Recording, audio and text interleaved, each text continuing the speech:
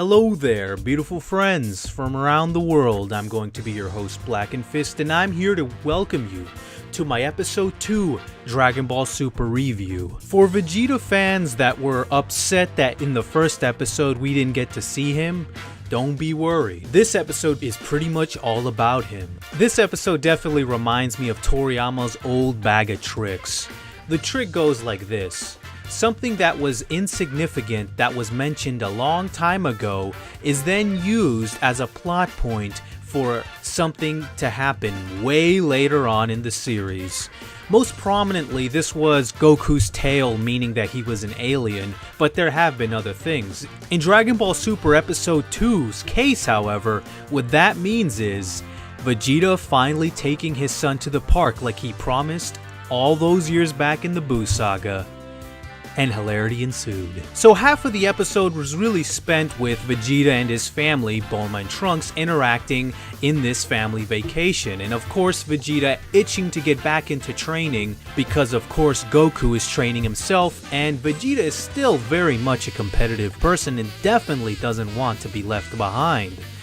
One thing that I really like about Dragon Ball Super, or in Dragon Ball in general, is when my assumptions are right. Pardon me if I'm gonna be gloat a little bit here, but in my video where I said that Goku's drive was greater than Vegeta, some people disagreed with me. However, one thing I did say in that video was that even if Goku is number 1, his drive is to the point where he will still continue to train even if no one else is stronger than he is.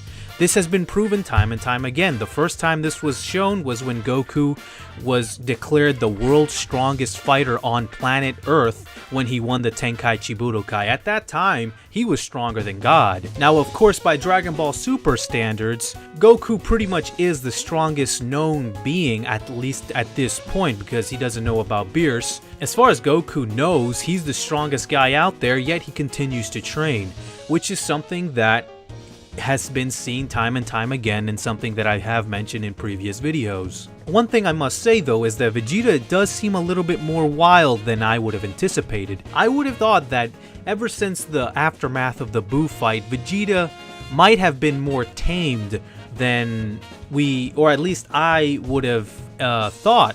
However, this episode clearly shows that Vegeta's killer instinct and his fighting is still very much intact, which is quite honestly a good thing, because the rivalry that Vegeta and Goku had created some of the best drama that Dragon Ball ever had. However, I must say the more interesting part of the episode was the stuff with Beerus and Whis. And although I can't really talk too much about this portion of the episode because quite honestly I'm already going to be making a video on this, however I did want to comment on a couple things, like for instance Beerus being awake. Now, we did see Beerus awake in episode 1, however, we didn't know what time this took place.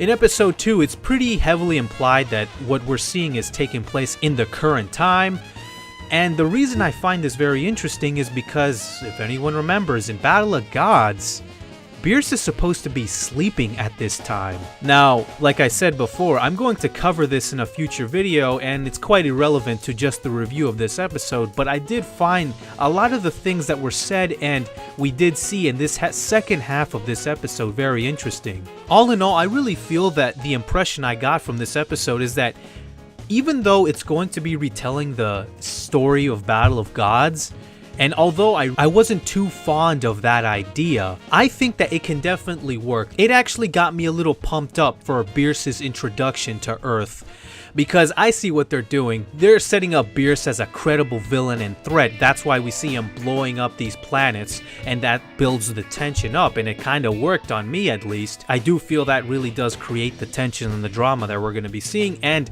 I mean, I'm going to say it, I think that if the cards are played right, from what I'm seeing from this episode, the Dragon Ball Super version of the Beerus story could be a lot more dramatic, climactic than the Battle of Gods version. And I know that's a huge thing to say because Battle of Gods came first, and there is a lot of mixed feelings out there for Super retelling the events of Battle of Gods, but I actually think that Super, just the way it's building everything up, especially the way it's building the premonitions of Super Saiyan God and Beerus' introduction to Earth, Super definitely has the potential to surpass the movie version of these events. And I'm looking forward to seeing it. But all in all, guys, it's a great episode, and it definitely does its job of building up Beerus' introduction to the other characters in the cast.